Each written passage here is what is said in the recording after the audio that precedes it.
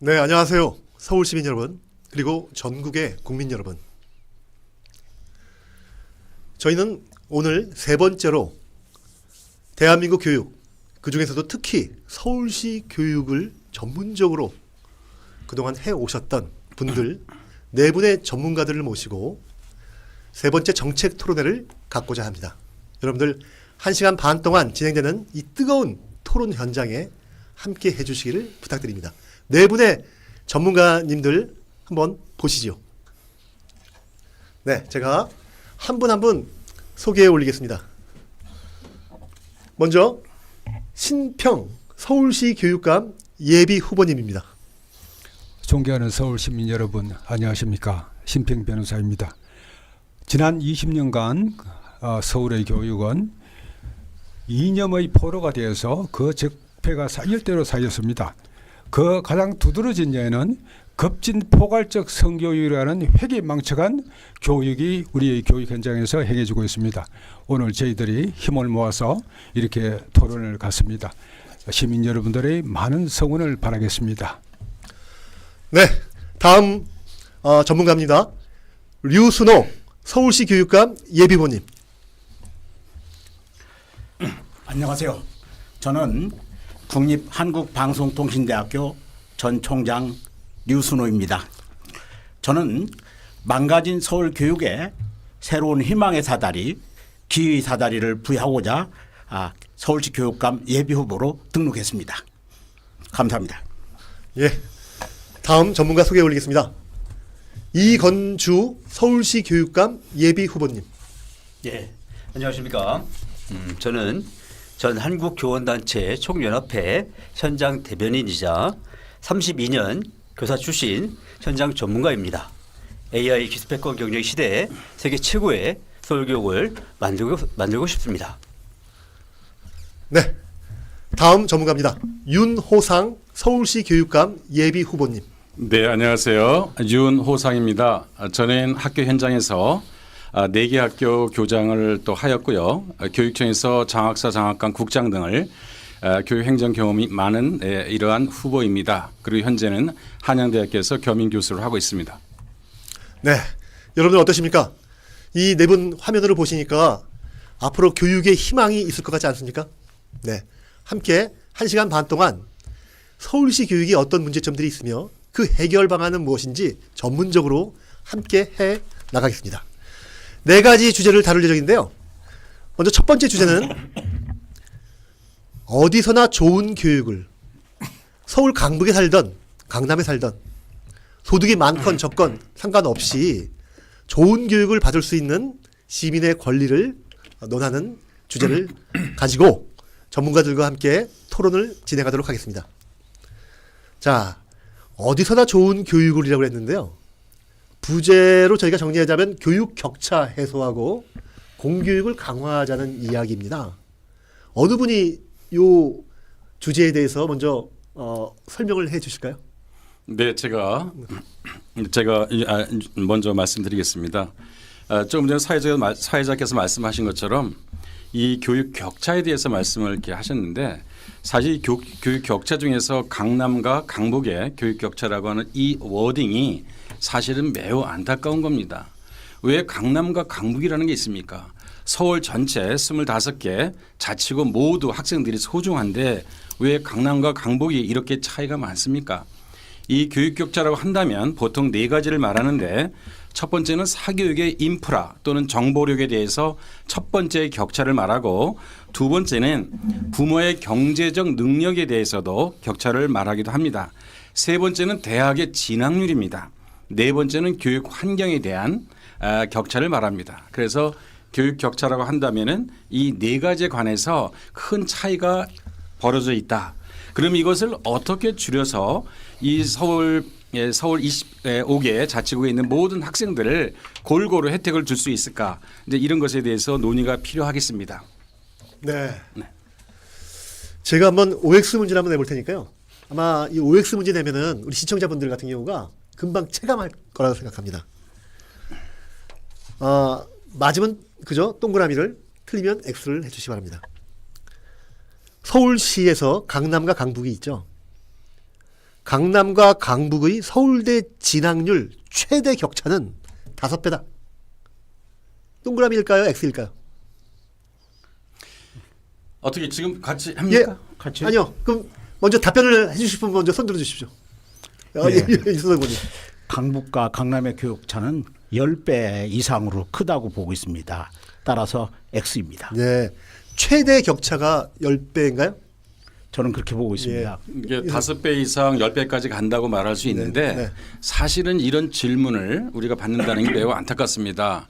서울대 진학으로 강남과 강북의 차이가 이렇게 15배, 10배가 있다는 게 무슨 의미가 있는가 생각하면서도 이게 현실이라고 하는 것을 받아들여야 되겠다 생각이 듭니다. 네. 네. 지금부터는 이제 첫 번째 주제인 교육 격차 해소 문제, 공교육 강화 문제, 특히 교육 격차에 대해서 자유 토론 들어가도록 하겠습니다. 어느 예비 후보님이 먼저? 제가 먼저 한번 네. 보겠습니다. 이건주 예비 후보님. 제가 실제로 강북의 석관고등학교에서 근무를 했었습니다. 그리고 강남의 경기고등학교에서도 근무를 했어요. 실제로 학력 격차가 좀 심합니다. 생각보다. 그래서 같은 서울인데도 불구하고 이런 차이가 나타나는 게 뭐냐. 여러 가지 차이가 있겠지만 이거를 어쨌든 이런 차이들을 줄이기 위한 노력을 우리가 해야 되는데 그래서 그 해법을 한번 생각해 봤습니다. 그래서 저는 그동안 기초학력 전담교사를 모든 학교에 배치하자. 특히나 우리 강북 지역에는 기초학력이 부족한 학생들이 좀 많아요. 그럼 이 학생들을 어떻게든 효율적으로 지도를 하는 방법을 찾아야 되는데 안타깝게도 우리 서울시 교육청에는 기초학력 전담교사제가 없어요. 그래서 다른 교육청에는 상당히 많은 교사들을 배치해가 전담교사죠. 그러니까 따로 그러니까 정규 수업하시는 분 말고 기초학력을 전담하는 교사들을 교육청에서 이렇게 학교 배치를 하는 거예요. 그분들이 전문적으로 지도를 하는 거죠. 그러면 강북이든 아니면 지방이든 그런 기초학력 부족 학생들이 많은 지역의 학생들이 성적이 올라가는 그러니까 상향평준화가 되는 거죠. 우리 학업 우수 잘하는 아이들을 낮출 수는 없잖아요. 그렇다면 우리가 학력 격차를 줄이려면 좀 못하는 아이들을 어떻게든 올려야 되는데 그 구체적인 방법이 있어요. 기초학력 전담교사제라는 게 있는데도 불구하고 서울교육청에서 이걸 거의 활용하지 않고 있다는 데 있어서 좀 놀랍기도 하고 문제라고 느꼈습니다. 네. 예. 네. 이순호 예비 의원님. 우리가 알다시피 AI 시대에는 교육 격차가 더 빠르게 더 깊게 커지고 있습니다. 이러한 교육 격차가 커진다는 것은 사회적으로 볼 때 큰 문제가 되고 있습니다. 그래서 AI 시대에는 이런 교육 격차를 줄이기 위해서 0세부터 12세까지는 국가가 책임지고 출발선이 공정하게 해주는 이런 시스템으로 빨리 가지 않으면 출발선이 다름으로 인해서 사이의 불평등이 심화될 수 있다는 점에서 국가의 역할, 서울 교육의 역할은 커지고 있다고 봅니다. 두 번째, 우리가 지금 학교에서 경계선상의 학생 수가 통계상에 보면 약 13%가 나오고 있습니다. 13%라는 얘기는 한 반에 2명에서 3명 정도의 경계선 학생들이 존재합니다. 이들 학생은 국가의 자원으로서 AI 시스템에 의해서 특별하게 검증을 통해서 관리를 해야 됩니다. 그러니까 AI 시대에 이런 격차가 커짐에 따라서 국가의 역할, 서울 교육의 역할은 더 커지고 있다. 저는 그렇게 봄에 따라서 0세에서 12세까지는 서울 교육에서 국가에서 책임을 지고 교육을 해야 된다. 두 번째는 이러한 그 격차 커짐에 따라서 이런 경계선상에 있는 학생도 국가에서 또 다른 차별이 아니라 국가의 적극적인 교육 지원으로서 교육 격차 해소에 노력을 해야 된다는 점에 저는 시대에 따라서 교육 격차의 대책이 달라져야 된다. 이런 얘기를 강조하고 싶습니다. 예. 그러면 제가 발언을 좀 하나씩 신평 예비 의원님. 저는 그 형제가 많아서 열남매입니다. 그리고 또 집안이 가난해서 과외는 물론이고 그 학원도 한번 제대로 다닐 수가 없었습니다. 그럼에도 지방의 인재들이 모인다는 그 경북 중고등학교를 졸업했고 또 거기서 수학 과외 한번 받아봤으면 수학 학원 한번 다녀봤으면 얼마나 좋겠나 하는 그 간절한 소망도 제가 풀지 못하면서 서울업대에 그 진학을 했습니다. 저는 그래서 그 순전히 공교육의 힘으로 지금까지 그 살아왔는데 지금은 그 여러 가지 어떤 복잡한 현실이 그 얽히면서 어떤 이 무너져가는 공교육을 어떻게 그 재건하려고 하는 그런 그 노력들이 그 자꾸 무의로 돌아가고 있습니다. 제가 오랫동안 사회과학을 전공해 온 사람으로서 우리가 항상 느끼는 게 있습니다. 개인의 노력으로 안 될 때는 사회 시스템을 고쳐야 됩니다. 그 시스템을 고치는 방안을 저는 오늘 두 가지를 제안하고 싶습니다.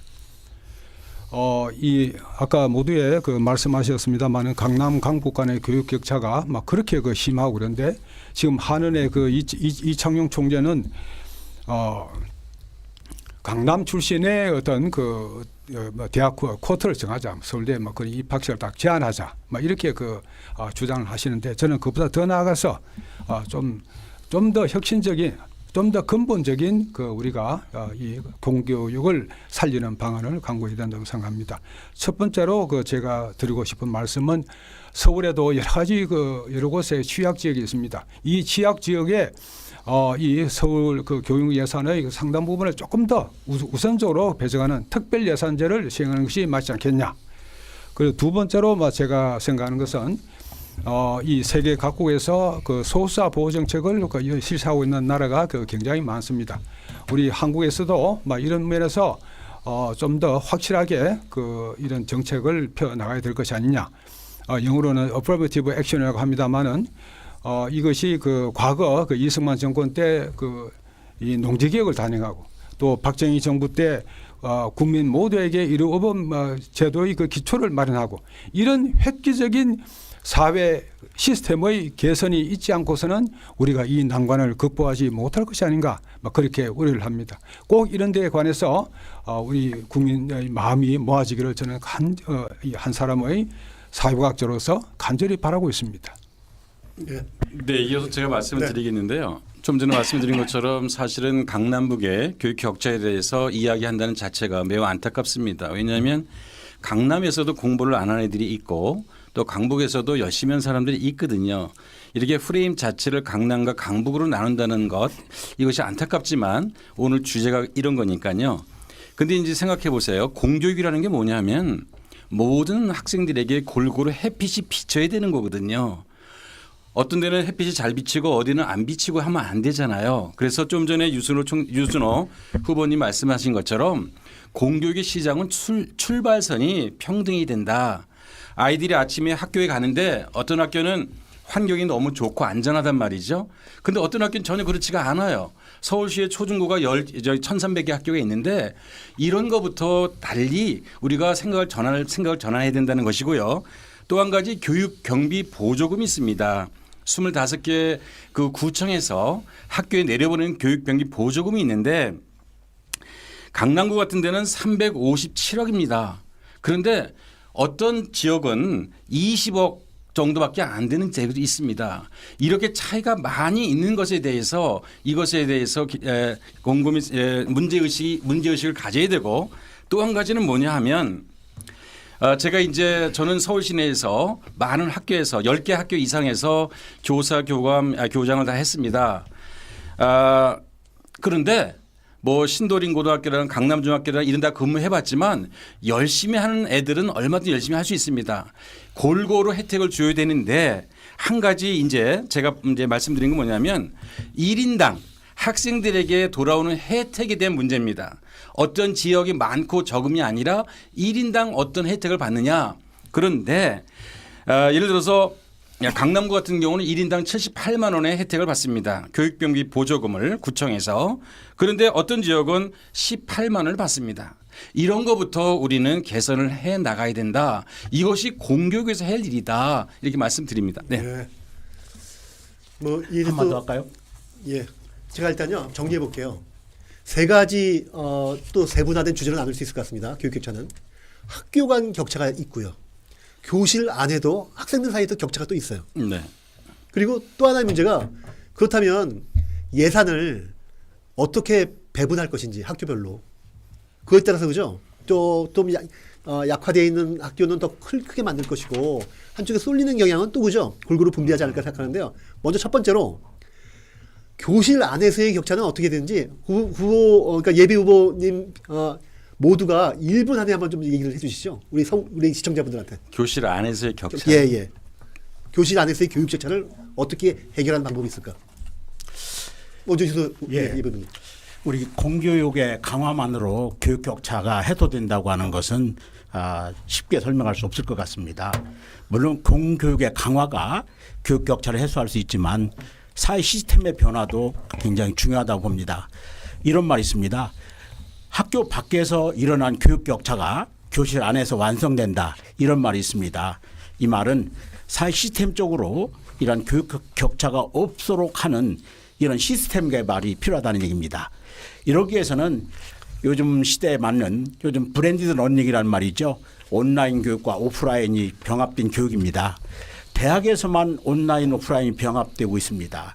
우리 초중고등학교에서의 온라인 오프라인이 병합되는 브랜드 러닝은 진행되고 있지 않습니다. 저는 이런 교육 격차를 해소하는데 우선적으로 비용을 적게 들이면서 할 수 있는 바람이 이러한 공공 플랫폼으로서 강남에 살든 강북에 살든 더 나아가서는 제주도에 살든 강원도에 살든 온 국민이 공유할 수 있는 이 플랫폼 이런 걸 통해서 학교 안에 격차가 줄어들 수 있다고 저는 보고 있습니다. 네. 이서 어떤 후보님? 예. 이건재 예비원님. 맞습니다. 우리 유 후보님 말씀대로 이런 온라인을 통해서 격차를 줄이는 방법 대단히 중요하고 반드시 해야 된다고 생각을 합니다.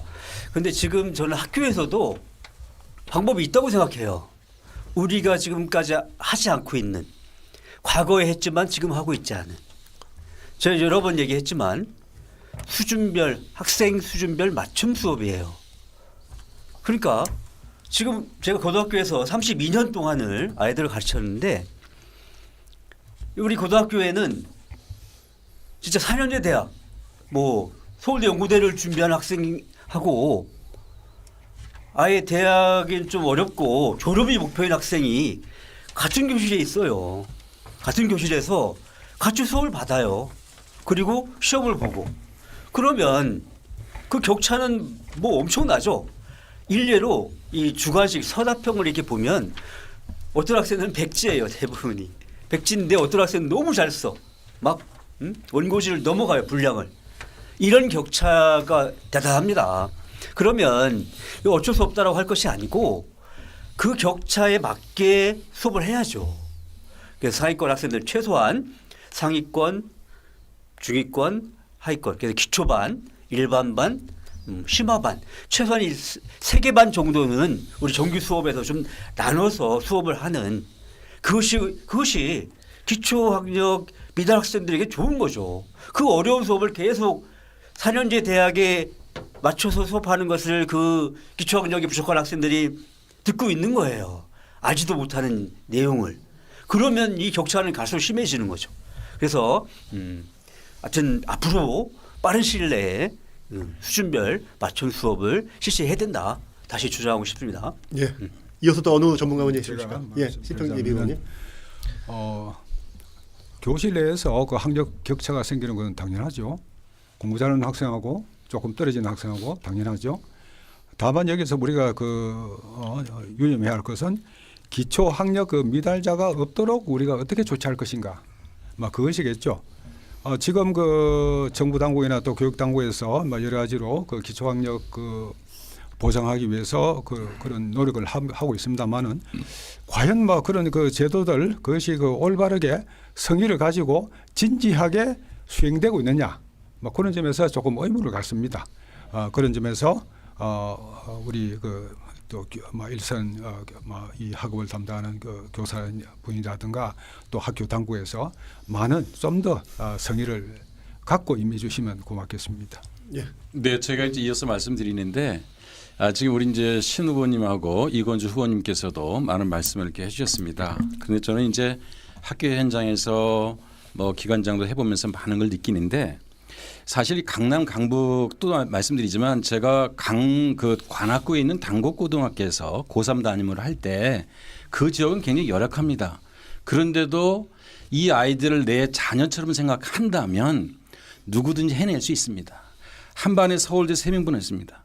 그는 누구라도 할 수 있습니다. 지역의 문제가 아니라 이 반에 있는 아이들을 내 자녀처럼 생각하는 게 중요하고 또 한 가지는 뭐냐면 기초학력 미달자에 대한 이야기를 하는데 사실 기초학력 미달이라는 기준을 알고 보면 굉장히 허수가 많습니다.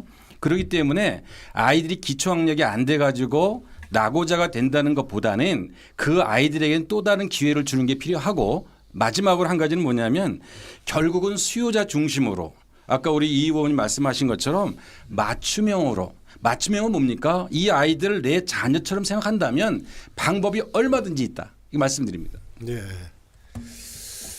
하여튼 그 네 분 전문가님은 이 교육 격차 문제를 교실 아니든 학교 아니든 해결해 줄 수 있다는 믿음이 들었습니다.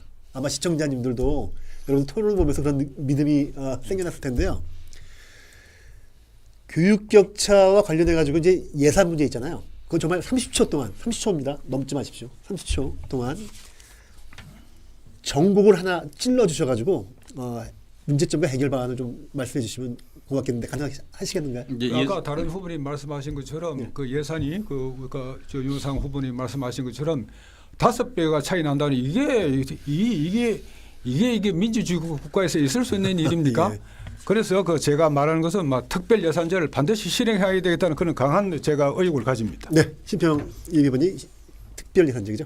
자, 어느 분이 또 이어받으실까요? 예. 예, 이선호 예비번님. 저는 교육화폐를 0세부터 12세까지 지급을 통해서 이런 교육 격차를 해소할 수 있는 자기의 역량을 개발할 수 있는 쪽으로 쓸 수 있도록 연 100만 원의 교육화폐를 지급하는 것을 정책으로 내놓았습니다. 네, 이선호 예비번님은 교육화폐.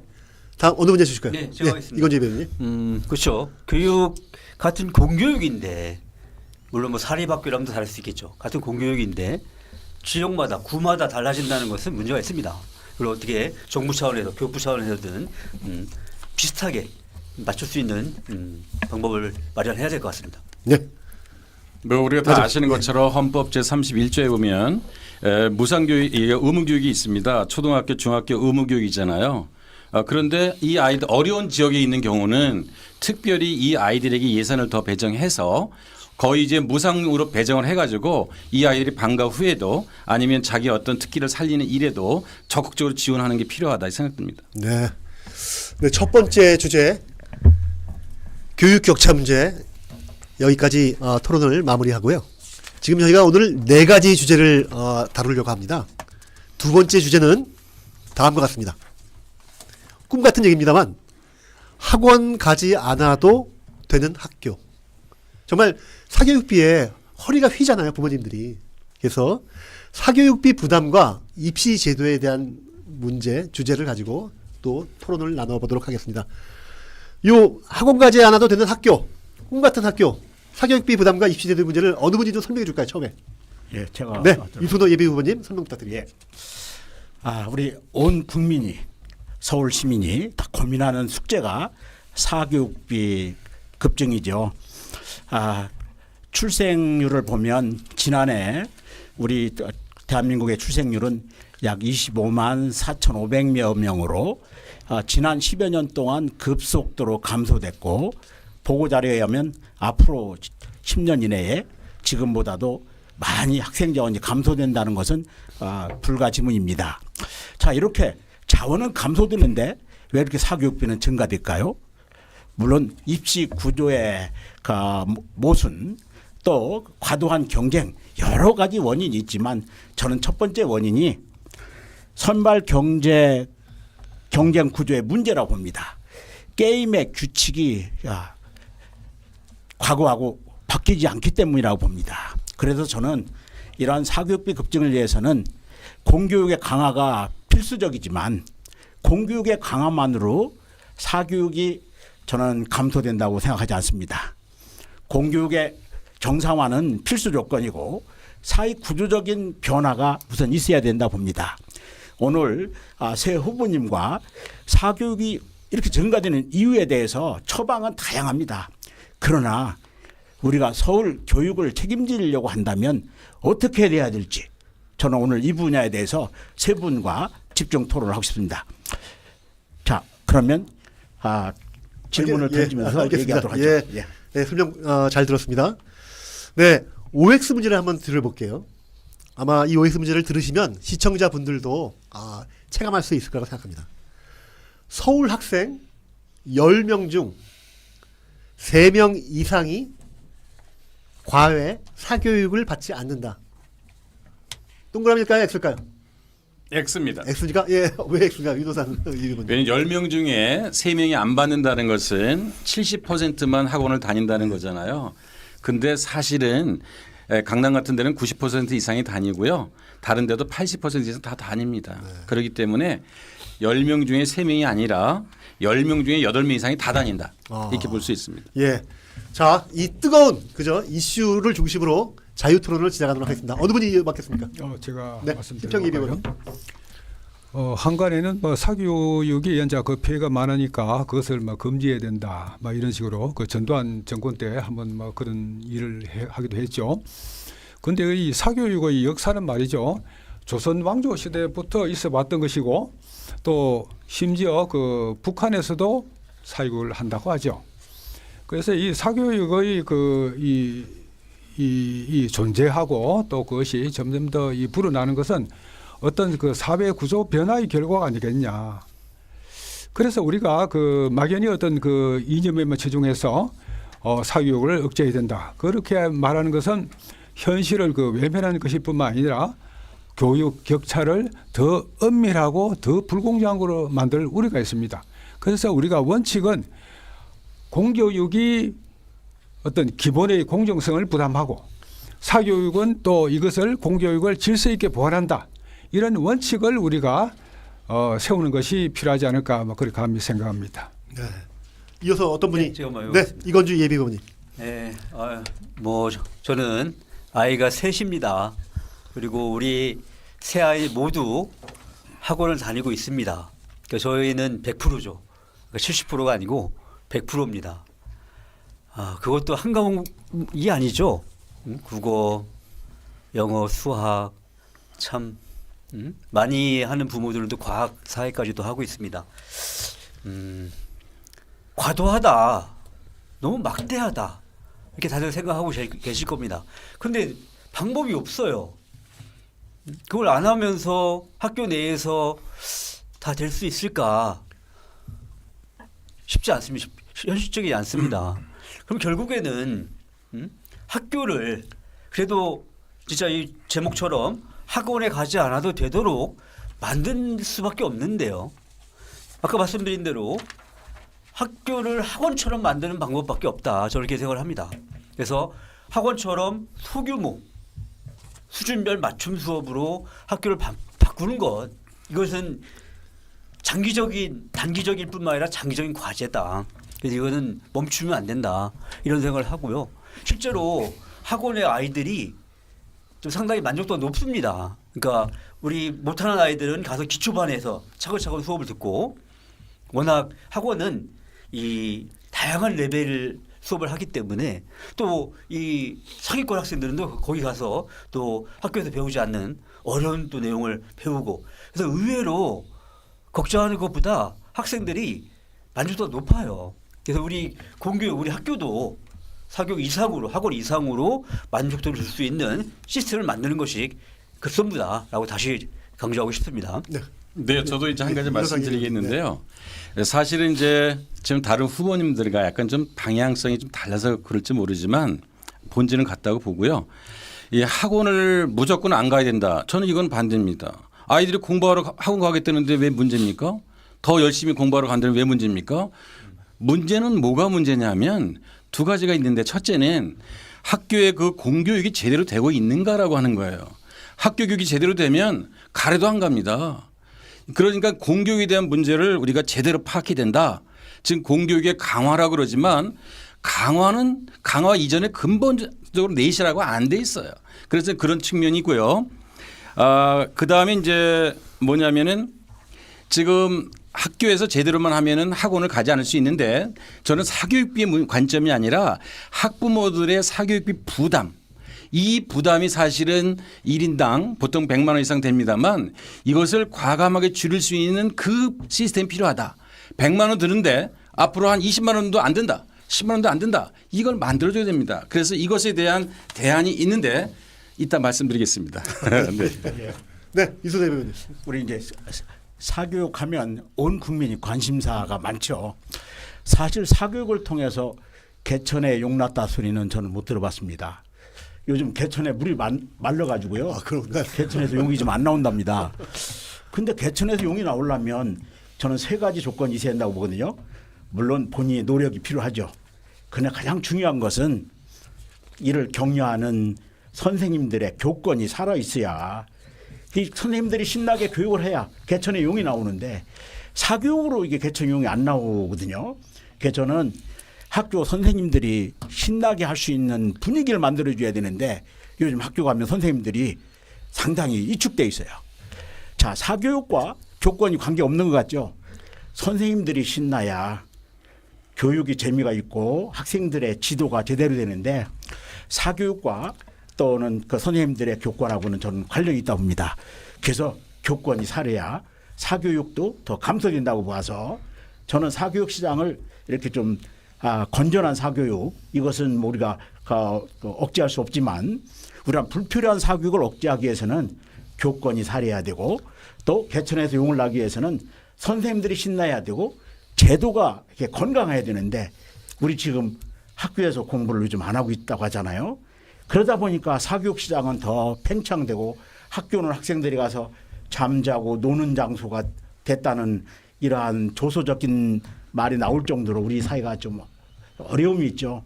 그래서 사교육은 가능한 한 그 공교육 시스템 안에서 소화돼야 된다고 저는 보고 있습니다. 류분님 말씀과 관련해서 잠깐 언급을 하고 싶습니다만은 그 과거에 개천에서 용이 나와서는 안 된다 그렇게 말한 사람이 있었죠. 그랬어요? 그랬어요. 네네. 가분기로 살 사람은 가분기로 살아야지 이렇게 그랬어요? 말했어요. 제가 이제 그분에 대해서 비판을 하면서 사실 제가 그 조국 사태의 문을 열었거든요. 그로부터 얼마나 그 모진 공격에 시달렸는지 모릅니다. 제 아내는 너무나 그 공격이 심하니까 이 광장으로 쓰러질까였습니다. 그런데 이런 그 위선적인 그런 어떤 정책이나 또는 인물들이 우리 국가의 그 중요한 일을 담당하기 위해서는 안 되겠죠. 저는 그런 소신을 갖고 있습니다. 네, 알겠습니다. 그럼 약간요 각도를 틀어서 그 부재에도 나와 있으니까 결국은 대학 가려고 입시 제도 때문에 과외도 보내고 그죠? 막 없는 돈 그죠? 덜 먹어가면서 부모님이 사교육비 되는 거거든요. 그럼 입시 제도와 이 사교육의 그 열풍, 입시 제도를 중심으로 해가지고 어떤 해결 방안이 있는지 좀 전문가님들 말씀 부탁드립니다. 제가 먼저 말씀드리겠습니다. 지금 이제 그 동안에 그 서울교육을 맡았던 분들이 또 교육부 차원에서도 사교육비를 줄이겠다고 하는데 지금까지 성공한 적이 없습니다. 제가 주장하고 싶은 것은 그렇게 이론적인 얘기하지 말고 영어 한 과목만이라도 해보자. 이게 성공하면 다른 과목 하면 됩니다. 그러면 어떻게 이거를 가능하게 할 것인가? 제가 간단히 말씀드리면 첫 번째는 학생들이 내 자녀가 중학교 입학할 때 멘토 멘티제를 해주면 됩니다. 그 학생들에게 3년 동안 관리해 주는 겁니다. 그리고 고등학교 입학할 때 3년 관리해 주는 겁니다. 그러면 이 사교육비 줄어들 수 있고요. 또 한 가지는 뭐냐면 공립형 학원을 만들어야 됩니다. 아이들은 학교 싫어하거든요. 그러니까 공립형 학원이라는 개념은 있는 사설학원 이런 개념이 아니고 지역의 우수 사설학원과의 연계도 필요하고 또 학교의 일타 강사 또 해서 그렇지만 이 사람 사설 이런 데서 오는 사람들이 아니고 이런 분을 이제 키워야 된다는 걸 말씀드리고요. 또 지역 주민센터 또 구청의 문화센터 이런 데서 공립형 학원처럼 해주면 좋겠다는 생각이 들고요. 그다음에 이제 AI 시대이기 때문에 AI 튜터 같은 것도 제공하고 또 한 가지 중요한 건 말이죠. 물론 이게 입시하고 초등학교에서부터 입시가 이제 시작되는데 연계한다고 부모님들이 그러는데 현재 초등학교 3학년부터 영어 하거든요. 학교에서. 근데 1, 2학년 때 안 하는 애들도 있지만 대부분 부모들이 하거든요. 이게 다 사교육비입니다. 그래서 초등학교 영어를 초등학교 3학년에서 초등학교 1학년으로 내리는 이것도 하나의 정책으로 내놓을 수 있겠다. 이런 면에서 결국은 전체적인 맥락에서 입시 제도와 사교육비의 관계 이걸 말씀드렸습니다. 네. 입시 제도와 사교육과에 관해서 좋은 말씀을 해주셨는데요. 저희들이 그 과거에 그 대학 입학할 때는 그게 더 심했습니다.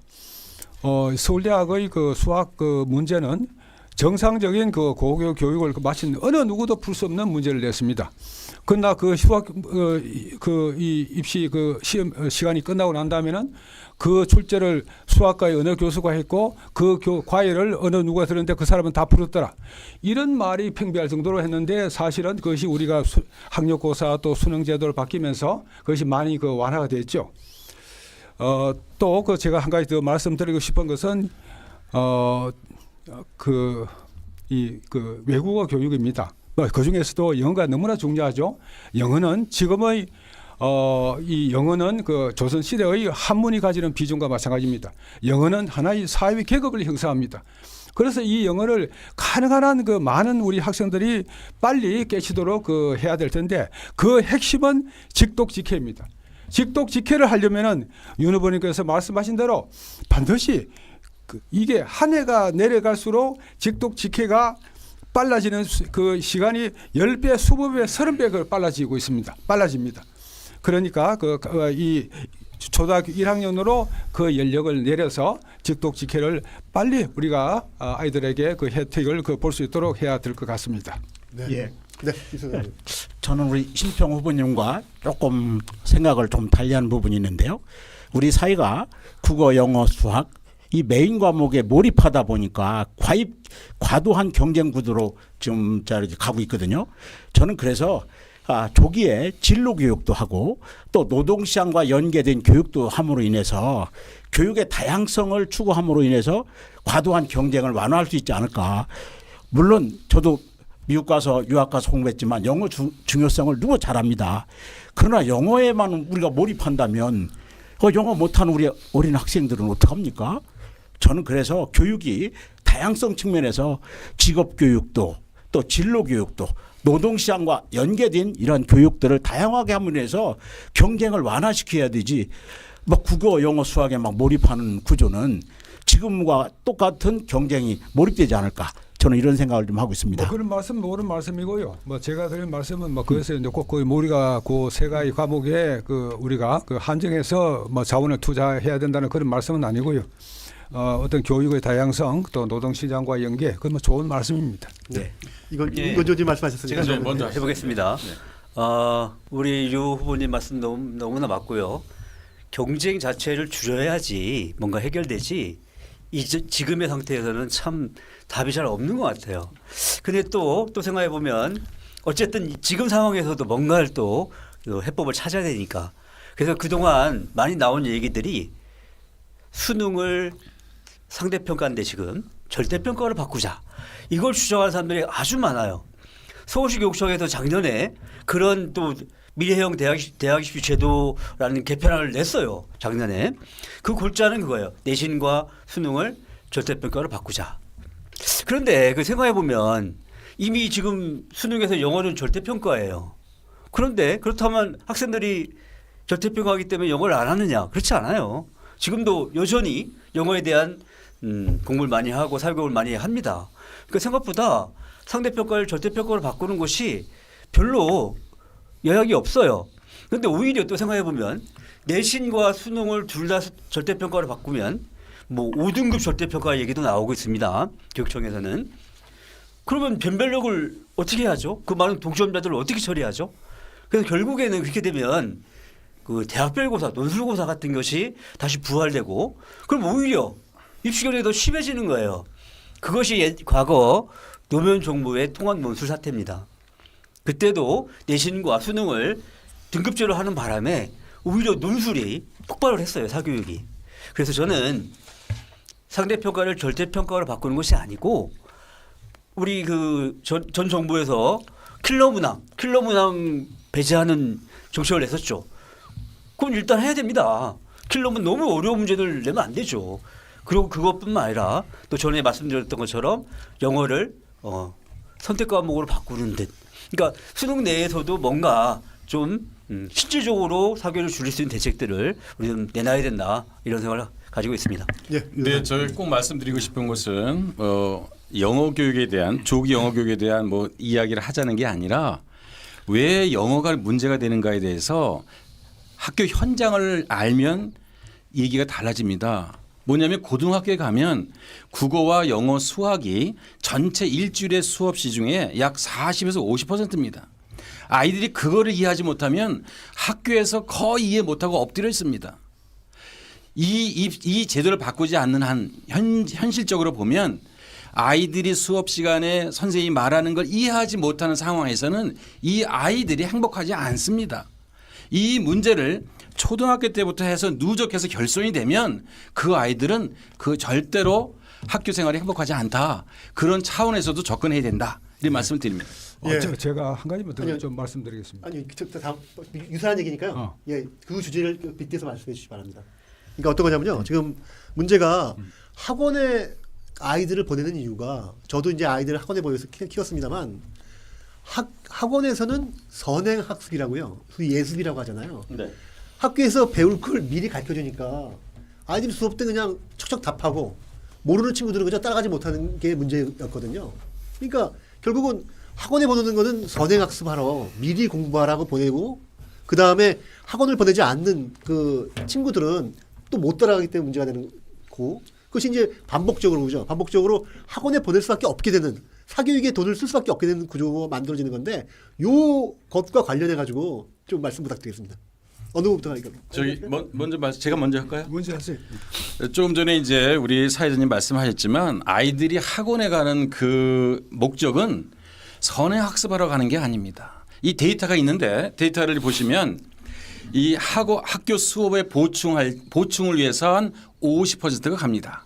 그리고 선행 학습에 있어서는 약 23%가 갑니다. 그렇기 때문에 학교에서의 수업이 아주 내실화되고 충실하게 되면 아이들은 학원에 가지 않을 개연성이 높다. 이것을 그런 풍토를 만들어줘야 된다.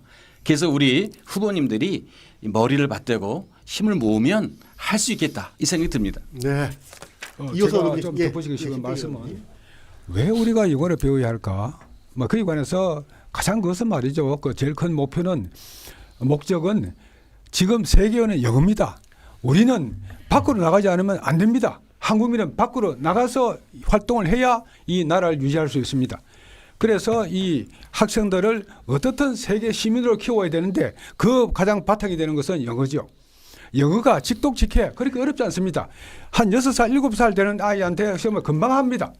이것을 자꾸 늦어지니까 그렇게 잘 못하고 지금 전 국민 중에서 직독직해를 하는 분이 과연 얼마나 되겠습니까? 모든 공부는 기쁨이 있어야 됩니다. 기쁨이 있어야 공부를 더 잘할 수가 있습니다. 직독직하게 되면 영어에 대해서 공부를 하면서 그걸 기쁨을 느낍니다. 예, 알겠습니다. 예, 먼저 하시겠습니까? 선행 학습은 그러니까 학원을 아이를 보내 보면 그 교재 학원에서 이제 정기적으로 와요. 교재를 뭘 사라고. 그러면 우리 중학교 아이인데 그 아이가 이제 어떤 반에 들어간지를 알게 되는 거예요. 그 중학교 아이인데 어느 날 뭐 중학교 1학년 아이인데 중3 무슨 책을 사라고 그러는 거예요. 학원에서. 선행이죠. 그러니까 다행히 우리 아이가 공부 잘해가지고 좀 상위반에 있었던 거예요. 그런 식으로. 그러니까 학원은 그 진짜 반이 레벨이 다양합니다. 큰 학원, 대형 학원들 같은 경우에는 기초반부터 최상급까지 수없이 많은 반들이 있어요. 그리고 정기적으로 월별로 시험을 봐가지고 승급을 시켜요. 그 레벨에서 한 단계씩 올려주고. 그러니까 학원을 이렇게 하고 있단 말이죠. 그런데 학교는 처음부터 말씀드렸지만 독일한 내용을 모든 학생들이 배우고 가르치고 있어요. 그러니까 선행 문제가 되는 거예요. 그리고 여기서는 똑같은 내용만 가르쳐야 돼. 그러니까 이거는 수준별 학습이 맞춤 학습이 안 되기 때문에 일어나는 일이에요. 학교에서도 심화반 학업 성취도가 높은 학생들은 조금 앞선 내용을 배울 수도 있죠. 배울 수 있어야 되죠. 그리고 반대로 기초학력 미달 학생들은 그 이전으로 돌아가야죠. 고등학교 1학년이지만 중3학년 과목을 또 수업 내용을 가르칠 수도 있어야 되죠. 근데 지금 우리는 획일적으로 같은 반에서는 한 학교 한 교실에서는 동일한 내용을 가르치고 배워야 된다 이런 것이 있기 때문에 선행학습 안 된다 이런 얘기가 나오는 거예요. 이것도 저는 그래서 수준별 맞춤 수업이라는 관점에서 보면 좀 다른 해법을 찾을 수 있다 이런 생각을 가지고 있습니다. 다 말씀하셨죠? 아니 제가 한 가지 말씀드리겠습니다. 짧게 다음 주 아니 영어 교육에 있어서 정말 우리 심평 후보님께서 굉장히 이제 조예가 깊으신데 제가 13,000명의 제자가 있습니다. 영어를 가르쳤어요. 40년을 가르쳤어요. 그런데 어느 한 가지로 되는 게 아닙니다. 모두가 다 자기에게 해당하는 게 있어요. 그런데 그 중에 하나가 이제 직독직해에 있죠. 그러나 일단 기본적으로 아이들은 잘 모르고 하고 싶어 하지 않아요. 이거를 풀어야 됩니다. 예, 제가 다음에 시간이 되면 과목별 전문 토론회를 열도록 하겠습니다. 네, 해주시고요.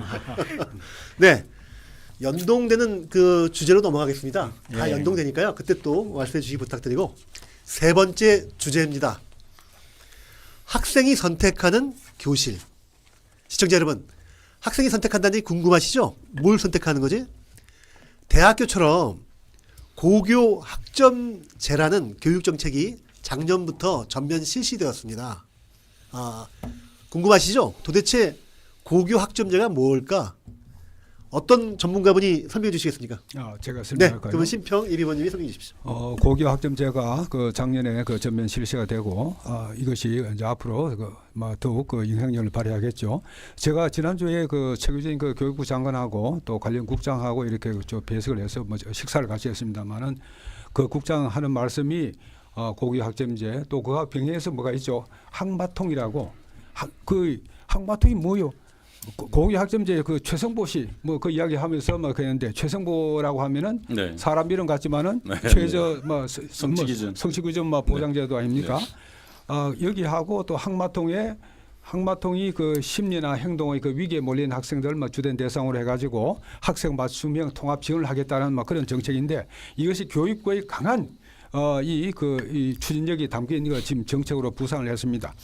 그럼에도 불구하고 그 외 그 교총이 한 72.3% 또 전교조가 92.7%가 이 정책에 그 반대하고 있습니다. 또 국민들 대다수도 여기에 보완이 필요하다는 여론조사 결과가 나왔습니다.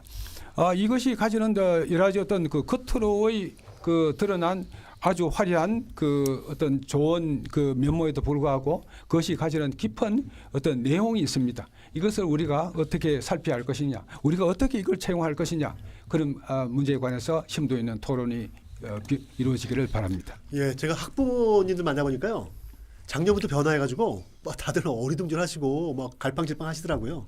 시원한 전문가의 식견이 필요한 때입니다. 어느 분이 가시겠습니까? 네, 먼저 말씀하시죠. 예, 그 고교 학점제 정말 시대에 맞는 내용상으로 보면 적절합니다.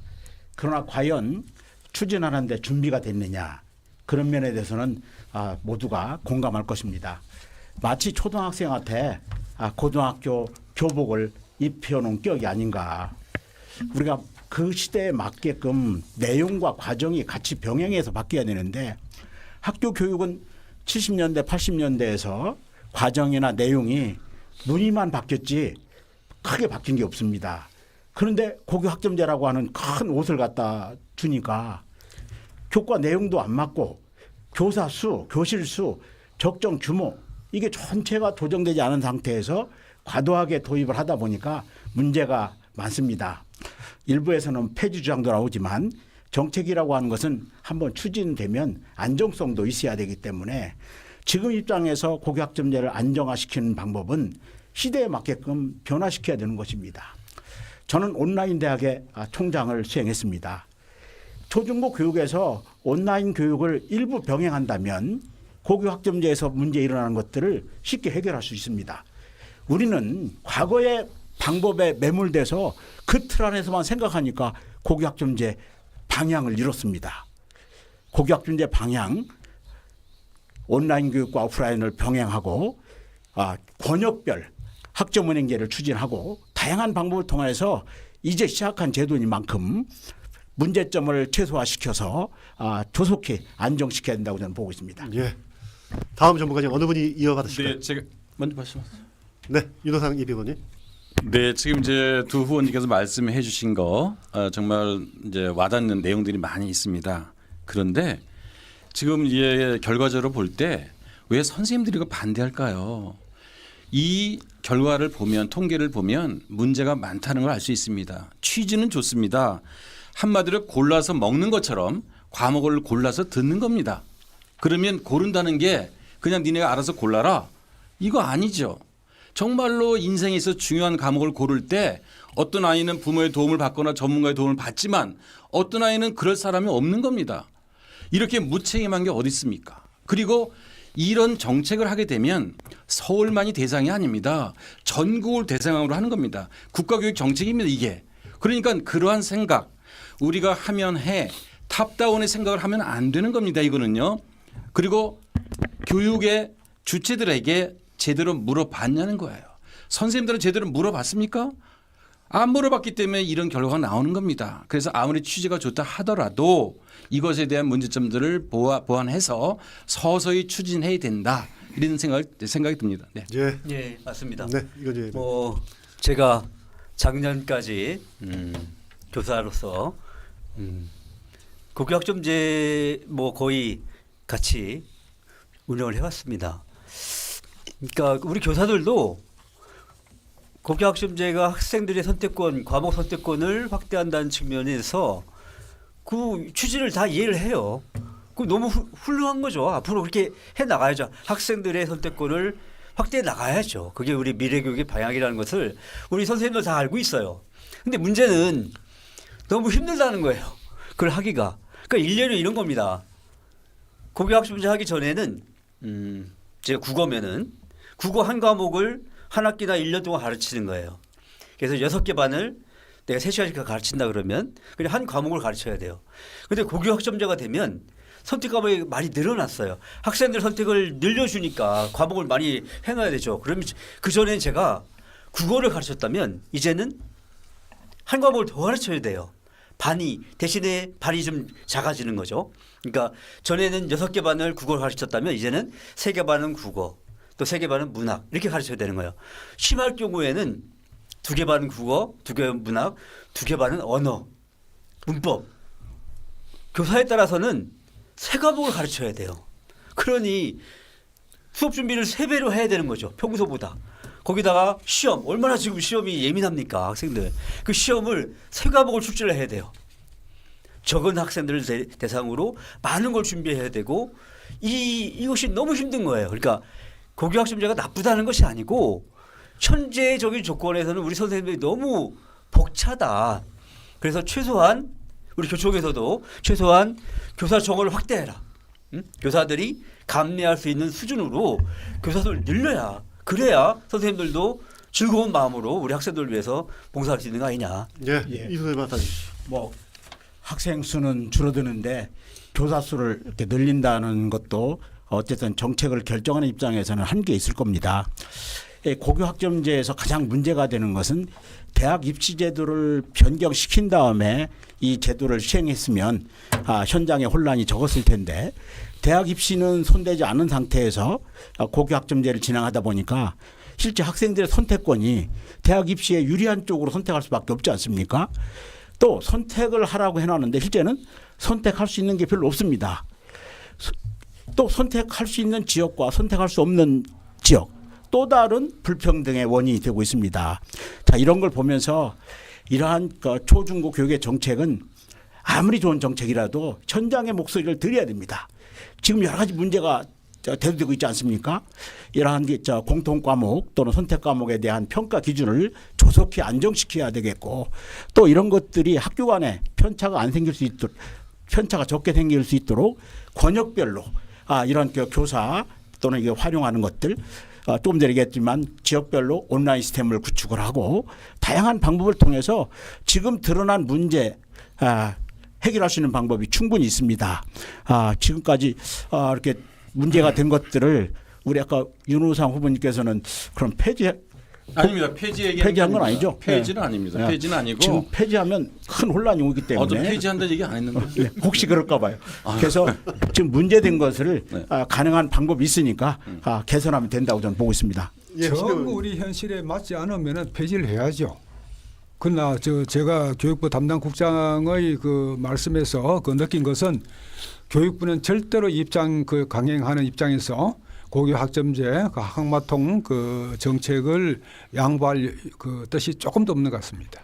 네. 네, 이제 그런 입장을 우리가 또 참고할 수는 있지만 그러나 수요자 중심으로 한다면 과감하게 변화를 가져와야 되고 이거를 갖다 폐지는 하지 않는다 하더라도 단계적으로 해야 돼. 뭐든지 단계적으로 해야지 갑자기 해가지고 지금 이렇게 하면 되겠습니까? 저도 옛날에 신도림 고등학교 할 때 이 고교 학점제 비슷한 걸 해본 적이 있거든요. 그런데 그때 잘했는데 대학 입시랑 연계가 없을 때는 이게 가능한데 입시하고 연계가 되면 아까 유순호 총장님 저기 후보님께 말씀하신 것처럼 굉장히 민감한 상황입니다. 그리고 편법적으로 될 수도 있고요. 그래서 굉장히 신중하게 접근해야 된다. 이게 말씀드립니다.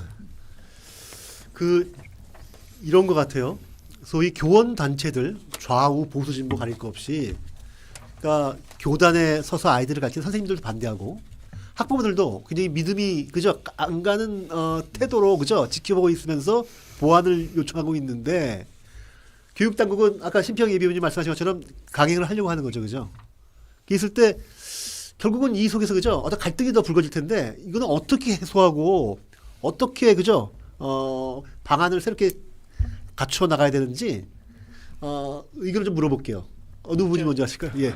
그러니까 말씀드린 대로 그러니까 일단은 그러니까 이 방법이 없는 건 아니에요. 말씀드린 대로 교사를 좀 많이 더 확대를 해가지고 최소한 3과목을 가르치는 일은 없도록 교사들이. 그러니까 제가 교사로서 아이들을 위해서 2과목 정도는 내가 조금 힘들다를 할 수 있어요. 근데 3과목을 가르치고 평가한다는 것은 너무나 힘들어요. 그러니까 이런 거를 교육청이나 교육부에서 세심하게 배려해가지고 교사 정원을 확대해야 된다. 그냥 밀어붙이지 말고 네. 일단 확대해야 된다. 예. 다음 저 이건주 우리 후보님하고 조금 다른 것은 학생 수가 급격히 감소되기 때문에 정책을 결정해보고 집행해본 입장에서 보면은 쉽지 않은 결정입니다. 그래서 교육 시스템을 바꿔야 되는 겁니다. 요즘 우리 학생들이 핸드폰 안 가지고 있는 사람 있습니까? 시스템을 바꿔야 되는 거지. 학생은 줄어드는데 거기다 교사 수를 늘린다는 것은 실제 정책을 결정해본 입장에서는 쉽지 않은 결정이고요.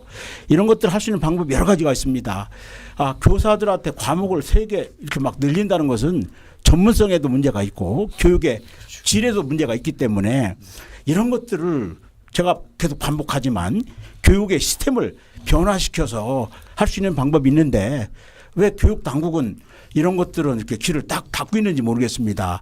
현장의 목소리 들으면 이런 교사들을 권역별로 활용도 하고 충분한 대안이 있을 수 있습니다.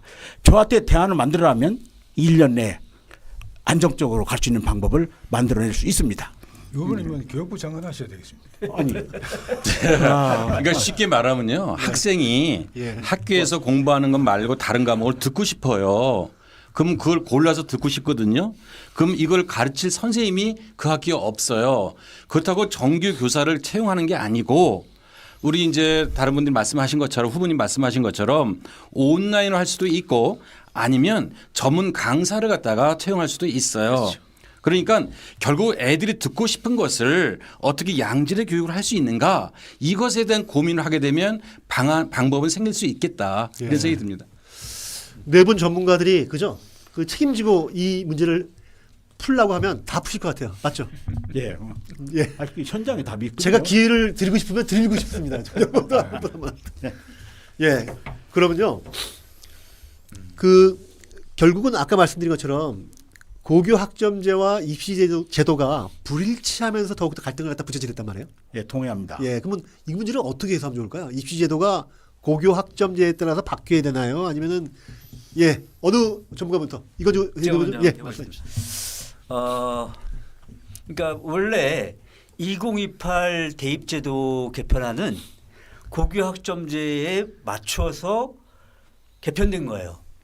그런데 어처구니 없게도 고교학점제는 선택 중심 교육 과정인데 2028 대입제도는 통합형 대입제도예요. 그 통합하고 선택은 거의 정반대잖아요. 그래서 단적으로 탐구 영역의 경우 기존에는 지금도 사회와 과학 중에 두 과목을 선택하게 돼 있어요. 학생들이. 그런데 2028년도 대입부터는 통합사회와 통합과학 두 개를 모든 학생이 선택하는 게 아니라 그냥 필수적으로 응시를 해야 돼요. 그러니까 선택권이 사라진 거예요. 고교 학점제는 선택 중심 교육 과정인데 여기에 맞춰서 개편되는 대학 입시는 선택을 없이 그냥 통합으로 필수로 해버린 거예요. 취지에도 맞지 않고 현실에도 맞지 않다. 그리고 더 큰 문제는 통합사회 통합과학이 1학년 과목이에요. 1학년. 수능을 1학년 과목으로 치는 거예요. 그러면 2학년 때 3학년 때 사회와 과학에 엄청나게 많은 선택 과목들이 있어요. 그 시간은 어떻게 할까 학생들이. 거의 1학년 걸 복습하거나 아니면 딴 공부하거나 하지 않을까요? 이런 우려가 있습니다. 그래서 이거는 시급히 맞춰야 된다. 뭐 당연히 고교 학점제 교육과제에 맞춰서 대학 입시를 개편해야 되겠죠. 예. 이어서 단어 지금 전문가님. 고교 네, 학점제 예. 가장 큰 문제는 지역 간의 학습 격차로 연결된다는데 문제의 심각성이 있습니다. 아까 얘기했지만 강남에 살건 강북에 살든 교육 격차가 커지고 있는데 이런 고교 학점제가 오히려 이런 학습 격차를 커지게 해주는 면은 있지 않은가.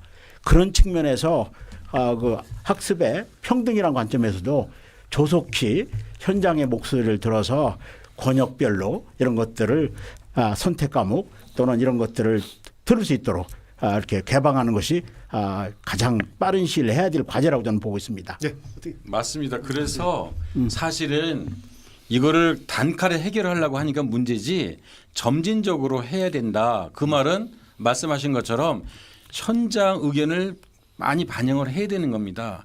그리고 지역적인 여건이 다 다르기 때문에 그런 것도 고려하고 또 전문가들의 이야기를 더 많이 수렴해서 그렇게 이거를 추진해야 된다 이렇게 말씀드립니다. 네. 의견 없으십니까? 신평. 아니 지금 그 교육부 장관하고 그 있는 분들 그 우리 후보님들 의견 안 듣고 뭐 하시는지 모르겠네요. 예, 그 작년 12월에요. EBS 교육방송이 조사를 했는데 62.7% 시민들이 고교 학점제는 보완이 필요하다라고 답변했답니다.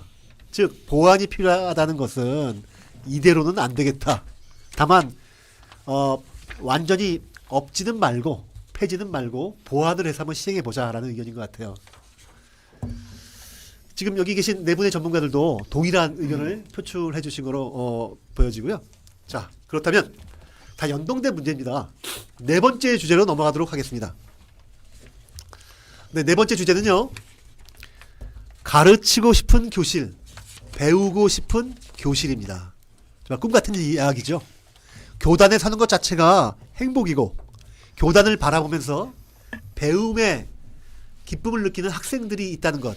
정말 얼마나 아름다운 교실 분위기겠습니까? 그런데 문제는 그런 분위기가 날이 갈수록 헤쳐진다는 데 있거든요. 교권과 학생 인권의 문제입니다. 요 네 번째 주제 어느 분이 먼저 설명해 주셨습니까? 예, 이건주 해보겠습니다. 얘기해 지금 학교가 너무 힘듭니다. 학생들은 학생들대로 힘들고 우리 선생님들도 또 선생님대로 힘들고 참 모두가 힘든 상황입니다. 어떻게 보면 위기라고 볼 수도 있습니다. 지금 학생들은 학교 폭력이 너무 심하죠. 우리 드라마 더 글로리에서 너무 충격적으로 묘사되었듯이 지금도 심합니다. 그래서 이 학생들 어떻게 하면 좀 안전하게 학생들 지금은 요즘에는 인권 문제보다 오히려 안전 문제가 학생 안전 문제가 더 크지 않나 이런 생각이 듭니다. 이런 대책을 좀 반드시 내와야 되고요. 그리고 우리 선생님들도 교권 침해, 교육활동 침해 너무 심합니다. 우리 과거의 학교하고 완전 달라요. 이제는 우리 선생님들이 대부분 여교사이기도 하고 그래서 또 체별도 금지되어 있고 옛날에 있던 기합 이런 거 없습니다. 이제 학교에 사라진 지 오래예요. 오히려 학생들이 한마디로 우리 선생님들을 괴롭히는 이런 일도 너무 많아요. 일상적으로. 이 문제도 해결해야 됩니다. 그리고 거기에 이제는 학생과 교사 간에도 또 이 갈등이 많아요. 그래서 학생 인권과 교권이 충돌하면서 학생 인권 조례 문제도 있습니다. 참 다양한 문제들에 대해서 우리가 해법을 내봐야 될 것 같습니다. 예. 그 전문가님들 이어서 어떤 분이 받아서 토론해 주시겠습니까? 저기 제가 예. 다른 분이 말씀하시기 전에 이 네. 제목을 한번 얘기하고 싶은데요. 네. 여기 가르치고 싶은 교실, 그다음에 배우고 싶은 교실인데 사실 가고 싶은 학교, 머무르고 싶은 교실이라는 말이 있어요. 지난번 제가 이제 후보로 나왔을 때 교육과 후보로 나왔을 때 썼는데 현실은 어떻게 되냐면 모두가 학교 가고 싶어 하지 않습니다. 교장 선생님도 학교 가고 싶어 하지 않고요. 선생님도 가고 싶어 하지 않고요. 애들도 가고 싶어 하지 않습니다. 이 문제에 대해서 한번 얘기 나누면 좋겠습니다. 네, 네. 좋습니다. 그 이순호 예비군님 먼저. 아니 우리 교장 선생 해보신 분이 학교를 가기 싫어했어요? 아니 그런 분들이 많다. 예, 우리 이제 교권하면 두 가지로 나누어 볼 수 있죠. 교사가 가지고 있는 수업권하고 교사가 가지는 개인의 인권 문제가 있는데 우리는 두 개를 이렇게 구분하지 않고 이렇게 브로드하게 얘기하는 경우 있는데 우리 교사가 가지고 있는 인권 문제만큼은 그것은 천부 인권으로 그건 아무리 강조해도 지나치지 않는다고 봅니다. 문제는 교사가 가지고 있는 수업권을 방해했을 때 학생의 수업도 방해가 되기 때문에 교권은 이러한 그 교사의 수업권 못지않게 학생의 수업권도 중요하기 때문에 교권은 중요시 다뤄야 되는데 최근에 학생의 인권을 강조하다 보니까 교권은 마치 덜 중요한 것처럼 이렇게 치부하고 있습니다. 교권이 살아야 학생의 인권도 살고 학생의 학습권도 사는데 최근 대법원 판례를 보면은 교사의 수업권보다 학생의 학습권이 강조되는 이런 것으로 강조되다 보니까 교사들의 사기가 많이 위축되어 있습니다. 이를 해결할 수 있는 방안으로서는 하위 법령으로서 구체적으로 교사의 그러니까 수업권을 강화할 수 있는 것들이 최근에 정부 입법으로 많이 좀 이렇게 들어가고 있어서 다행입니다만 이런 것들을 구체적인 교육감이 가지고 있는 이런 학교의 학교 규칙 또는 조례 이런 걸 통해서 교사의 교권을 더욱 강화시켜 줘야만이 교사가 신나는 교육을 할 수 있다고 봅니다. 네. 이어서 제가 예, 조금 이시평 예비군님. 말씀드리자면은 제가 모두에 설명드렸다시피 지금 진보 교육 정책이 우리 사회에 얼마나 큰 해악을 끼치고 있는지 하는 점을 우리가 좀 더 깊게 살펴봐야 됩니다. 지금 진보 교육이 이념 경향의 그런 성향을 나타내면서 지금 가장 큰 적폐가 그 중에 하나가 학생 인권 조례 또 과도한 급진 포괄적 성교육 이런 식으로 나타나고 있는데 이것이 한국뿐만 아니고 전 세계적인 현상이죠. 이것을 요즘 어떤 지적하는 용어로서 워크 현상이라고 그럽니다. WOKE 그런데 이것을 어떻게 번역할 것이냐 여기 관해서 저는 과도한 의식화 현상이라고 저는 생각을 합니다. 이 과도한 의식화를 이끌어내기 위해서 지금 미국을 비롯해서 여러 나라에서 이 DEI 정책 그것을 폐기를 하고 있죠. DEI Diversity, Equity, Inclusion 그런 걸 빌미를 해가지고 계속 의식화 교육을 시켜와가지고 트럼프가 보기에 유럽은 이제 문명의 세태기에 접어들어서 도저히 가망이 없다. 일본도 마찬가지고 우리 한국도 마찬가지고 그렇습니다. 그러나 한국은 아직 좀 남았습니다. 이 남은 기회에 우리가 진보 교육의 이 판을 우리가 좀 수정을 해야 되는 것입니다. 그 중에 가장 중요한 것이 바로 학생 인권 조례의 문제고 성교육의 문제고 또 교권의 붕괴 현상입니다. 이것을 우리가 똑바로 원인을 똑바로 인식하면서 대처 방법을 찾을 때 우리가 이 현상을 극복할 수 있다고 믿습니다. 예. 학생 조례 인권 얘기해 주셨는데요. 또 이어서는 또 교권 조례도 필요하다 이런 얘기도 있습니다만 또 어떤 전문가분이 이어 토론해 주시겠습니까? 네, 네. 지금 이제 이노상 예비군님. 우리 후보님도 말씀하신 것처럼 교권과 학생 인권인데 학생 인권이라고 하는 것은 인권에 있어서 문제가 없도록 하겠다고 하는 거 아닙니까? 그런데 학생 인권에 이런 말이 있습니다. 빈곤 학생에 대해서 지원을 해줘야 된다. 빈곤 학생이라는 말이 어디 있습니까? 학생이 빈곤하고 학생이 부유하고 이런 말이 어딨습니까? 인권 조례를 만든 사람들을 볼 때 참 의심이 된다 하는 걸 말씀을 드리고, 조금 전에 우리 신 후보님 말씀하시는 것처럼 인권 조례에 이런 것들을 꼭 넣었어야 되느냐. 성적 지향에서 이성애라든가 동성애, 양성애 등으로 차별해서는 안 된다. 이런 말들을 집어넣음으로써 해서 학생 인권을 갖다가 완전히 잘못 이렇게 이제 만들어 간다. 이런 걸 말씀을 드리고, 그래서 저는 이런 생각합니다. 교육 과정이라고 하는 것은 교육의 3주체, 학교의 공동체라는 것은 뭐냐면 학생과 교직원과 학부모입니다. 이 모두를 아우르는 서울 교육과정 인권 조례를 만들어야지 학생 인권만 너무 강조해서는 안 된다 하는 거를 이제 말씀드리고요. 이 교권에 관해서 지금 왜 선생님들이 힘들어하냐? 선생님이 선생님처럼 선생님이 선생님으로서 교단에 설 수 있도록 해드리는데 너무나 힘들게 만듭니다. 그래서 이 문제를 해결해야 되는데 한마디로 선생님의 자존감을 회복하고 자긍심을 갖도록 해야 됩니다. 이제 그런 측면이 하나 있고요. 또 한 가지는 그 선생님들이 업무를 볼 때 너무나 비효율적으로 하는 게 많이 있습니다. AI 시대이기 때문에 선생님들의 업무를 최대한 줄여주되 그것도 AI를 활용해서 정말로 지금 현재보다 10배 이상 속도를 낼 수 있도록 하고요. 마지막으로는 선생님들이 보람을 느낄 수 있도록 사기 진작책이 필요하다.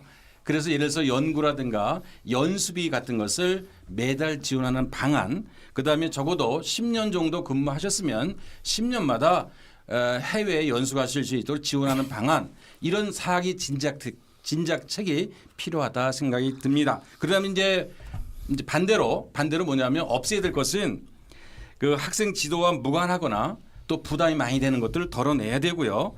그다음에 교육청의 전시성, 그러한 정책은 과감하게 없애자. 그다음에 악성 민원에 있어서 부담을 덜어주거나 고충을 원천적으로 차단하자는 것이고요. 마지막으로는 선생님들이 법정 분쟁에 부담을 많이 갖고 있는 거 있는데 여기에서 자유롭게 만들자. 이거를 시스템으로 만들자. 이걸 말씀드립니다. 예. 제가 한번 더 네, 이건재 의원님. 하여튼 지금 학교 폭력이나 교권 침해 문제가 사실은 오래되었어요. 어제 오늘의 일이 아닙니다. 그리고 2023년도 서희초 사건 이후로 교권 관련된 여러 가지 대책들이 많이 나왔어요. 그러니까 전혀 손을 놓고 있는 것이 아니고 교육부 교육청에서도 계속 뭔가를 하고 있어요. 그런데도 효과가 없다는 거죠. 그래서 저는 구체적인 해법을 찾아야 된다. 그러니까 원론적인 어떤 이상적인 내용이 아니고 구체적인 해법. 그래서 계속해서 교권 침해 징계 조치 생기부 기재와 함께 대학 입시 반영, 이걸 주장해 왔습니다. 그리고 이번에 교육부에서도 그런 대책을 내놨다가 일부 교원단체에서 반대하는 바람에 그걸 유보시켰어요. 그런데 저번에도 다른 데서도 말했지만 지금 이미 학교폭력 같은 경우에는 징계 조치를 생활기록부에 기재하고 그걸 대학 입시에 반영을 해요. 그래서 학폭 어떤 기록이 있으면은 수시나 정시에 거의 지원할 수 없을 정도로 강하게 처벌하고 있습니다. 그러면 교권 침해는 말씀하신 대로 학교 폭력보다 더 심한 일이죠. 그거는 교사한테만 해를 끼치는 것이 아니고 그 교사에게 수업을 받는 그 수많은 학생들에게도 다 피해를 주는 거예요. 그런데 이 학교 폭력은 생기부 규제하고 하면서도 왜 교권 침해는 하지 않느냐? 이거는 비상식적이고 이해가 되지 않습니다. 그래서 이거라도 지금까지 하지 않았던, 그러니까 그동안에 해왔던 것을 강화하는 것으로는 좀 약하다. 이제는 좀 더 새로운 대책을 내놔야 우리 선생님들이 편하게 수업을 하실 수 있을 거다 이런 생각을 합니다. 잠깐만요. 그 실제로 제가 이제 학부모님들 만나보면 학생은 좋은 뜻이고 공부하는 사람이니까 인권 좋은 거잖아요. 조례는 또 그죠? 공무원들이 세금을 걷어서 활동하면서 만든 거 조례인데 학생 인권 조례가 왜 나쁜 거야? 잘 모르시는 분들이 있어요. 오늘도 저희 방송 지쳐가시면서 학생 인권 조례가 나쁘다 그러는데 왜 나쁜지 좀 설명해 주실 전문가분들 계신가요? 간단하게. 제가 말씀드릴게요. 예. 이 잘못된 뭐 이런 그 진보 어떤 이념 정책들이 그 전면에 드러난 것이 바로 학생 인권 조례고 또 급진 그 포괄적 그 성교육의 문제인데 거기 보면 말이죠. 기가 차게도 학생들이 성행위를 할 권리가 있는 것처럼 그렇게 그 결론을 그 유도를 한답니다. 도대체 이게 그 말이 되는 소리입니까? 그 어린 학생들한테 성행위를 할 자유를 인정해? 네. 내가 저는 정말 분노를 느낍니다. 예, 저한테 화내지 마시고. 그래서 이게 아까 저 이건주 후보님 뭐 이렇게 그 말씀하시고 그러면서 이게 효과가 없다. 그렇게 이제 막 이렇게 말씀을 하시는데 저는 이제 이런 그 한해 사회과학자로서 이런 개별적인 조치로 또 개인이 대처해서 효과가 나지 않을 때는 반드시 그 사회 시스템의 문제를 봐야 됩니다. 지금 미국에서 저 광범위하게 그 일어나고 있는 워커 현상 타파 그걸 뭐로 나타나고 있습니까? DEI 정책의 폐기 그걸 미국 정부가 공식적으로 선언하고 며칠 전에는 미국 그 국방부 그 지금 전 정부죠. 전 정부의 기관지인 스타 앤 그 스트라이프스의 그 신문 자체가 그 워커 현상이 빠졌다고 이 비난을 했습니다. 예. 이런 식으로 우리가 지금 하나의 이 워커 현상의 잘못된 과도한 의식과 경향을 걷어내기 위한 것이 하나의 사회적 의전도 등장해서 이것을 과감하게 처리해 나가야 이 문제가 좀 더 쉽게 해석된다고 저는 네, 믿습니다. 알겠습니다. 유승호 예법님. 예, 학생 인권 조례 문제가 많죠. 우리 신평 후보님 붕괴하는 거 충분히 이해합니다. 그러나 그건 사회 나가서 붕괴할 일인 것 같습니다. 교권하면 중요한 게 치매가 그게 예정된 게 아니고 갑자기 일어나는 거 아닙니까? 그래서 저는 현장 대응 119를 관할 부서에 둬서 교권 침해가 발생하면 교사들은 교육에 전념하고 그런 문제에서 떠날 수 있도록 그런 팀을 만들어야 되고요. 또 교사들이 자긍심을 가질 수 있도록 일반 공무원들에게는 퇴임 전 1년 전에 공로연수제도도 있습니다. 교사만 없습니다. 이런 것도 같은 공직자로서의 형평성.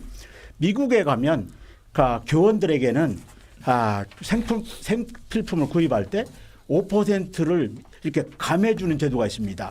제가 뉴저지주에서 공부를 했는데 뉴저지주는 교사와 소방 공무원에게 물건을 살 때 5%를 이렇게 할인해 주는 이런 예우 제도를 하고 있습니다. 우리도 교원에 예우하는 이러한 차원에서도 공로연수 제도도 이렇게 적극적으로 검토해야 된다고 봅니다. 예, 5%만 뭐 할인해 주면 되겠습니까? 아닙니다. 그런데 하나의 사례로서 우리도 그런 것들을 이렇게 도입해야 된다. 그럼으로써 자긍심을 심어줘야 된다고 네, 생각합니다. 제가 한 가지 말씀드리면 지금 이제 교원 예우하는 방안에 대해서 말씀을 하셨는데 이 공로연수 다시 퇴직하기 전에 6개월이나 1년의 공로연수를 교원에게 하지 않는 이유는 그동안에 어떤 논리였냐면 방학이 있기 때문에 안 된다 이런 논리였지만 이것을 과감하게 고치자 이렇게 말씀하시는 것 같습니다. 저 동의하는 겁니까? 네, 그런데 근본적으로 저는 아무리 좋은 이야기가 나와도 대체 좋은 그 아이디어가 나와도 어떻게 선생님들을 어떻게 대하는가 이 교원들을 어떻게 대하는가가 바뀌지 않으면 안 된다. 그럼 어디부터 바뀌게 되느냐? 교육청에서부터 바뀌게 됩니다. 교육청에서 학교를 어떻게 바라보느냐. 교육청에서 교장들을 어떻게 바라보고 교장들은 선생님들을 어떻게 바라보고 이런 것들이 근본적으로 교육자로 바라보지 않으면 제가 볼 때 아무리 좋은 아이디어가 나와도 그것은 그렇게 오래가기 어렵다. 그래서 이러한 것들에 대한 근본적인 어떠한 철학이나 가치로 접근해야 되겠다 생각이 듭니다. 예. 제가 네, 이건주 의원님. 학생 인권 조례는 너무나 좋은 건데 사실은 그것이 교사의 교육 활동하고 충돌한다는 게 문제예요. 여러 가지 다른 문제도 있지만 그래서 선생님들 가운데서도 교육 활동 특히 우리 이 생활 지도를 하다 보면 학생들이 학생 인권 침해라고 해서 이렇게 문제를 삼는 경우가 많아요. 학부모들까지. 일례로 옛날에 그러니까 서울시 학생인권 조례 제13조에 보면 휴대폰 학교의 장비 및 교직원은 학생의 휴대폰을 비롯한 전자기기의 소지 및 사용 자체를 금지해서는 안 된다라고 규정돼 있어요. 금지해서는 안 된다고 돼 있어요. 지금 현재 서울시 인권 조례에. 근데 최근에 휴대폰 금지하는 법안이 통과됐잖아요. 국회에서. 그러니까 이미 지금 학교에서 학생들을 위해서 학생 건강이나 수업을 위해서 휴대폰 사용을 금지하고 있는 상황인데도 학생인권 조례는 과거의 어떤 사례를 가지고 과도하게 학생 중심으로 만들어졌다는 게 문제예요. 그러다 보니까 선생님들이 교육활동을 하면서 지도를 하면서 계속 학생인권 침해에 혹시 문제가 되지 않을까 걱정하게 된다는 거죠. 그래서 지금 학생인권 조례는 참 좋은 거지만 과도하게 학생 중심으로 가다 보니까 지금은 교사의 교육활동하고 충돌하고 있다. 그래서 이거를 잘 조정해서 말씀하신 대로 학생인권이 아니고 학교인권 조례, 교사와 학생 모두의 인권을 존중할 수 있는 방향으로 개정해야 된다. 이런 생각을 가지고 있습니다. 그러니까 이제 저도 이제 뉴스를 보면 학생인권 조례라는 좋은 틀 안에 특정 이념이 스며들어서 결국은 제 역할을 못 하고 있다라고 하는데 맞는 뜻이죠? 그게 의식화 아닙니까? 예. 과도한 의식화 지금. 그러면 네 분께서 들어가시면은 그 특정 이념의 반대 이념을 불어넣을 건가요? 아니면 정당한 어떤 그 국가를 발전시키는 교육의 그 균형을 대의를 찾아야죠. 지금 학교 현장에서 가장 무서운 거는 우리 후보님들이 말씀하셨지만 제가 교육 현장에 있지 않았습니까? 편향된 이념 교육입니다. 그리고 세뇌 교육입니다. 세뇌 교육을 당하게 되면 이거는 하루아침에 바뀌는 게 아닙니다. 잘못된 편향 교육, 이념 교육, 세뇌 교육 이거 반드시 고쳐야 됩니다. 네.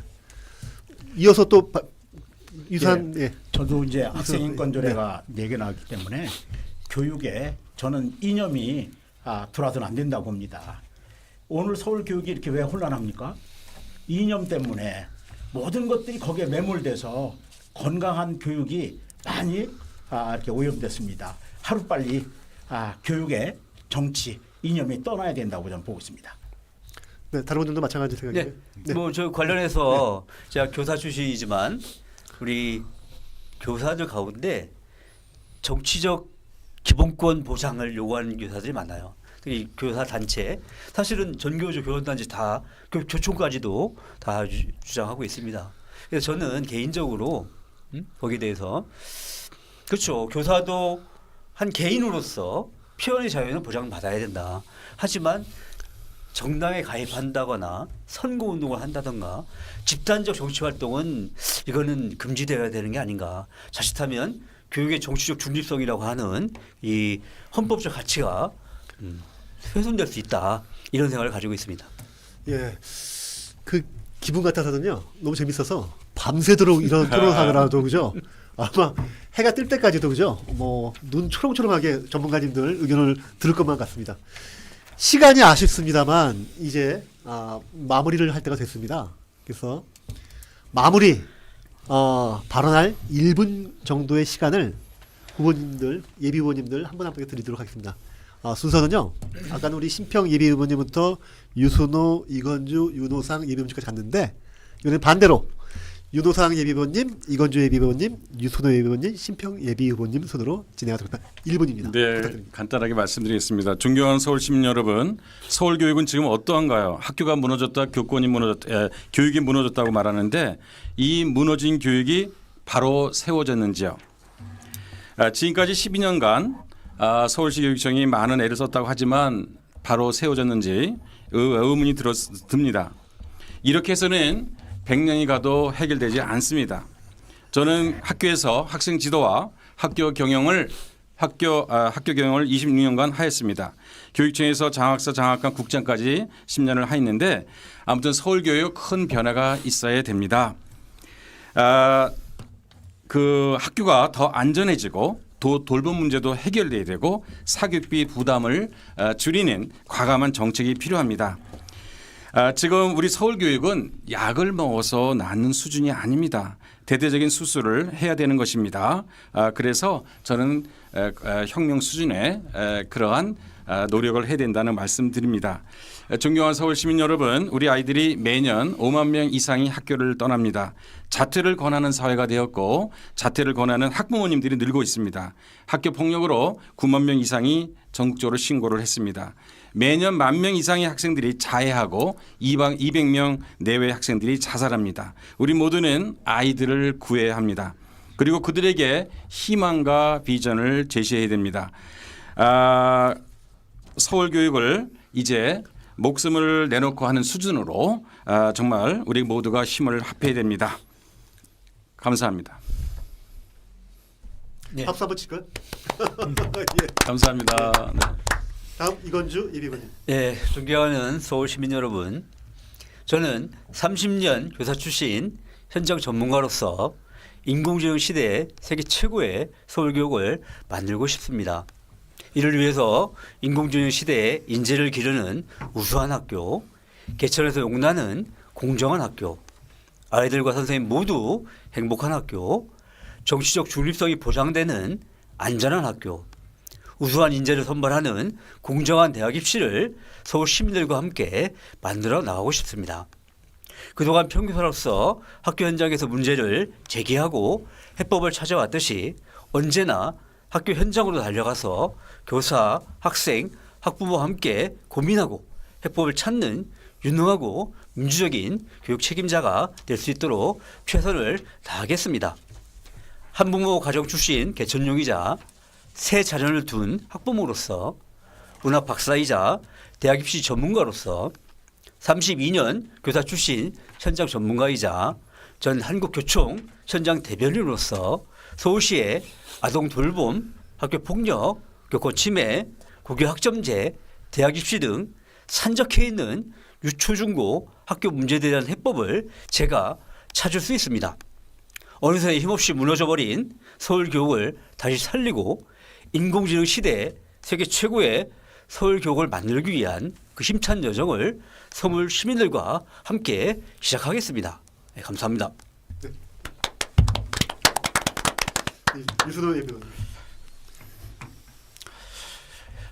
존경하는 서울 시민 여러분, 오늘의 서울 교육 현장에는 교육의 사명이 사라졌습니다. 학교 교육이 우리 아이들의 성장을 견인하고 있지 못합니다. 오늘 이대로라면 우리 아이들의 미래도 희망도 대한민국의 미래도 기약할 수 없습니다. 이대로는 안 됩니다. 제가 간절한 마음으로 이 자리에 섰습니다. 저는 보수의 후보 대표자가 되기 위해서 이 자리에 나온 것이 아닙니다.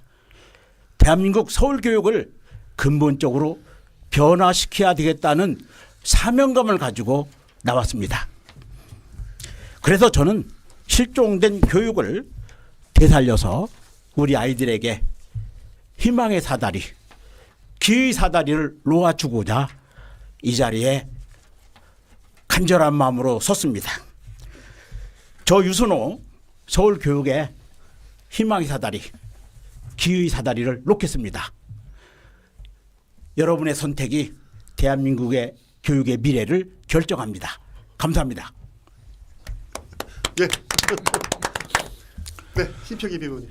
존경하는 서울 시민 여러분, 우리는 오늘 이 자리에서 진보 교육, 소위 이념 교육 이런 그것이 어떤 현상을 초래하느냐, 그 적폐가 무엇이냐에 관해서 살펴봤습니다. 그 적폐는 아주 심각하고 또 아주 광범합니다. 지금 그 비유를 들어서 말하자면은 황폐한 거리에는 바람만 불 뿐입니다. 교사는 교사대로, 학생은 학생대로, 학부모는 학부모대로 괴로워하고 있습니다. 우리는 이 현상을 반드시 바꿔야 하겠습니다. 12년 진보 교육의 적폐를 끝내고 이제 새로운 방향을 잡아서 서울 교육이 앞으로 나아가야겠습니다. 여러분들의 따뜻한 격려와 성원을 부탁드립니다. 감사합니다. 네, 시청자 여러분 감사합니다. 우리 한번 크게 한번 박수 치자. 네, 야, 정말 감사합니다.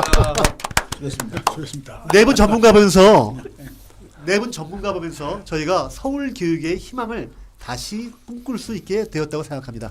여러분 어떠십니까? 네 분을 통해서 여러분의 희망, 교육을 통해 대한민국을 발전시켰던 우리 역사의 희망을 다시 꿈꿔 주시기를 부탁드리겠습니다. 감사합니다. 저 멘트 뭐 있어요? 수고했습니다. 아이고. 아이고,